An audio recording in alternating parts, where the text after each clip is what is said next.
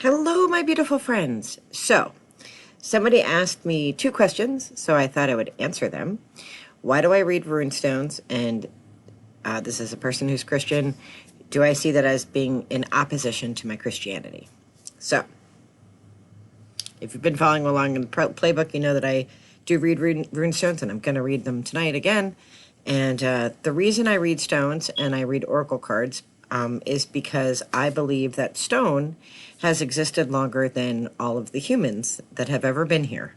And so, like when I look at my stone from, this is from the Isle of Iona, off the coast of Scotland, part of Scotland, a little 3 Mile island, where the Druid school was, and then it was later Christianized by St. Columba. This stone has existed before humans, right? It was probably part of a bigger stone, but stone lasts forever, and there's this idea that if we stop speaking, that the stones will speak for us because stones have been here. So I'm very drawn to stone. So that's why my boss brought me a stone from Iceland. That's why I have marble from Scotland. And I always, when people say, "What should I bring you back? Should I bring you a magnet?" No, bring me a stone. Bring me a little stone, because I love to collect little interesting stones. So, Runestone, in the Elder Futhark tradition, which is the one I read, comes more from my German ancestry than my Scottish ancestry. But I've always just been very interested in. I like that they're on stone, right? And the symbols themselves, like the idea of using runestones as a divination tool, that's a pretty new concept, 500 years or so. The alphabet, the Elder Futhark alphabet, was an alphabet, right? So it was used as an alphabet, just like ABC. And so I don't think that stones or cards or anything like that can predict the future. I feel like they are, meditation helps, right? So, lots of things swirl around in your brain. At least they do in mine, right? And so picking a stone or doing the Celtic Cross reading or doing the Three Norns, that just helps me have something to focus on when I meditate or journal, right? From all the things that I'm thinking about, it kind of helps me zone in on one topic.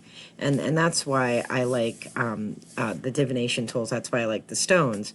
I don't understand tarot. It's not my tradition, for one. But what I think is interesting about tarot is that no matter what your deck images look like, tarot is tarot. So if you pick up this deck or that deck, whatever, the judgment card is the judgment card, right?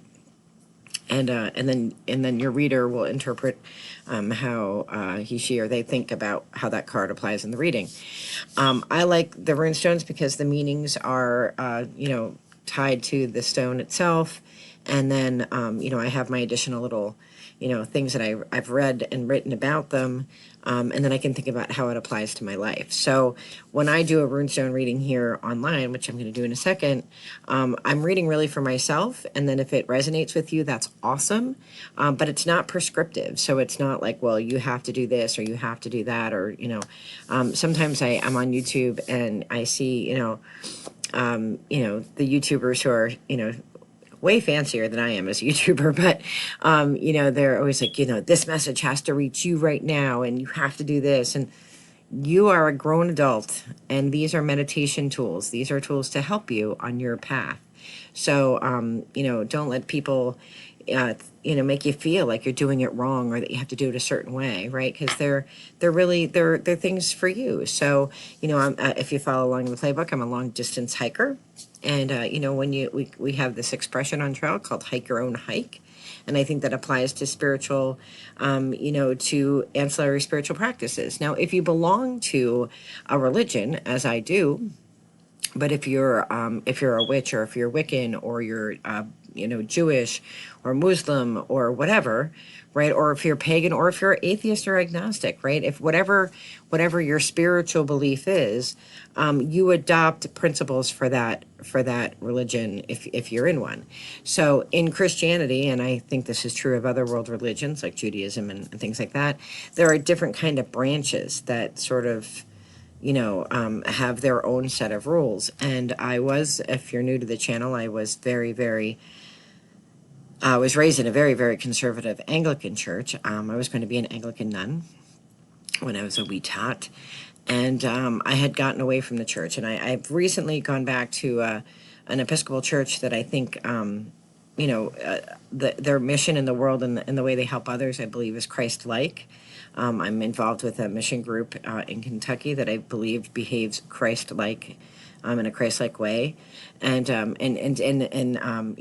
I teach at a Roman Catholic university, and while I'm not Roman Catholic, I have infinite respect for Pope Francis, who passed, and now Pope Leo, who's in the popeship now. I think that they are both very Christ-like in the way that they behave.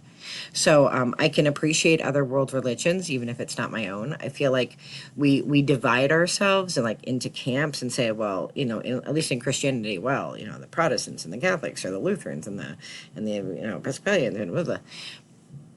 I'm not interested in any of that. I am only interested in what I believe was Christ's mission on earth, which was to spread light and love, and all of his actions that are documented. The figure of Jesus, not the political surrounding of the Bible and all that stuff, like all of that doesn't matter to me. What matters to me was the behavior of Jesus, and that was feeding the poor, helping the widows and the children, healing the sick.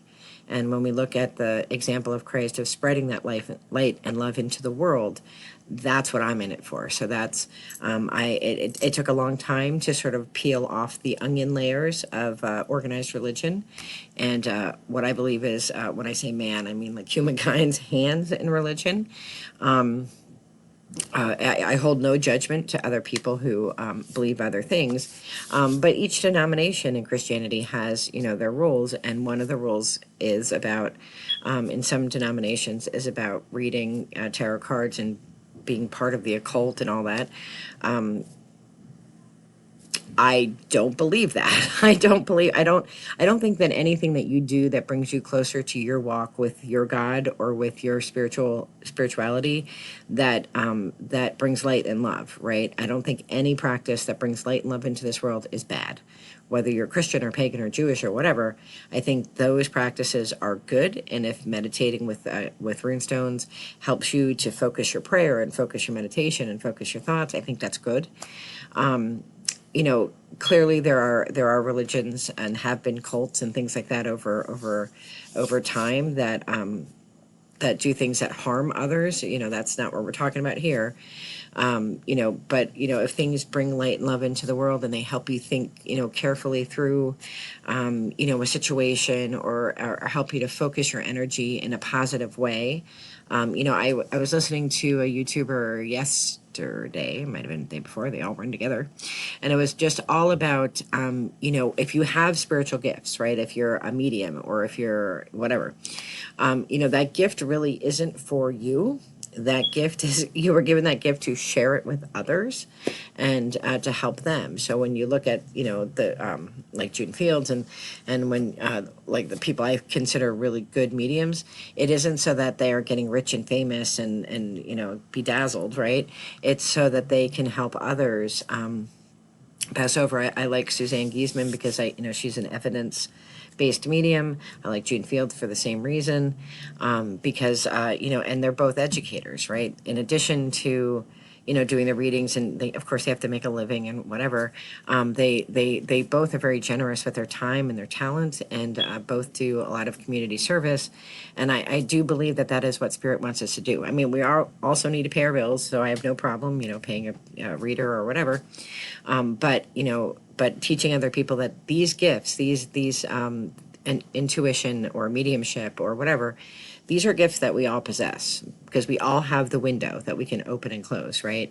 I don't think that's opposed to anything that I know as in my belief about Jesus Christ or Christianity. So on that note, I'm still on this old computer, hence the darkness. Let's get a rune and read it, shall we?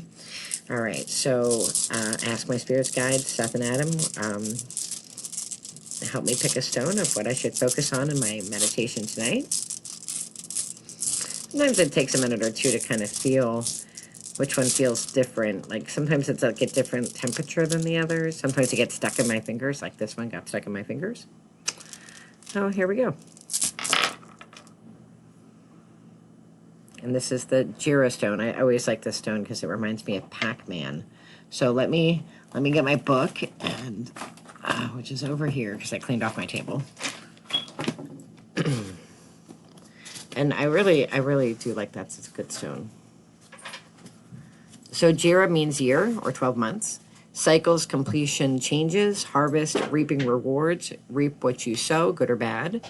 The good or bad reward you deserve, coming into something better, new beginning, fertile season, prosperity and success, act with wisdom, store energy for the winter of life, completion of a cycle or project, all 4 seasons, don't expect fast results, trust time, and probably my favorite quote from all of from all of Runestones, you can't make a river run faster. And there's no inversion. So that's what the Jira stone means. And I will have to think about how that is applying to my life. I do pull some cards. I'm actually going to pause the video and do my shuffling and all that so that I don't take up time because I only get 15 minutes. So I'll be right back. So the 2 cards that I picked are the Hare, Otherworld, Shape-Shifting and Fertility, and Fawn, which is Beginnings, Willingness, and Opportunities. That came out together. My husband and I were just sitting on the porch, and we have bunny rabbits, and we have chippies, and we have a little mouse I saw tonight. We have these true squirrels that go after my bird feeder all the time, and of course we have birds. And I'm very connected to rabbits. I'm very connected to deer. Those are like sort of my animals, I think, probably because they're both very Celtic. But, you know, when I think about how does this apply to Jira? Well, you know, for the past few years since I've been doing this kind of work in a public way, you know, I've been sort of preparing, and now I'm at a new threshold of like sharing it with others and helping others do this on their own. Like, you don't need to pay somebody to read runestones or read cards for you. You can do this. And so I feel like I'm at a new place in my path, a new vista of helping others do this kind of thing. I'm very fortunate that I don't need to make money on YouTube. I don't have a business doing this. I read runes for people.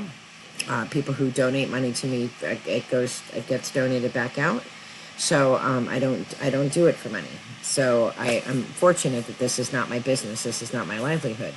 And I think I'm here to be a messenger that you don't have to pay for this kind of, you don't have to pay somebody for helping you on your spiritual path, right?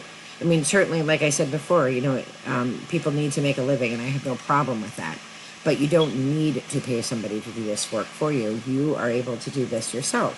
Finding a divination tool that you're comfortable with, and if you're not comfortable with it, praying in the tradition that you're in, if you're Christian or not, or meditating. I mean, there's so many ways that cost nothing that you have at your disposal. And there's lots of different videos online that can help you with that. So I think this is just a reminder that I'm in this new cycle and really wanting to champion, you know, putting good resources out there for everybody to walk on his, her, or their spiritual path, you know, where they're at. It's just like hiking. You have to start with one foot in front of the other. Over time, you're going to switch your sneakers or your trail runners. You're maybe going to get different trekking poles. Maybe you really like to do trails with waterfalls instead of, you know, big rocky hill climbs. You'll figure it out, but you have to start somewhere. And so where are you going to start?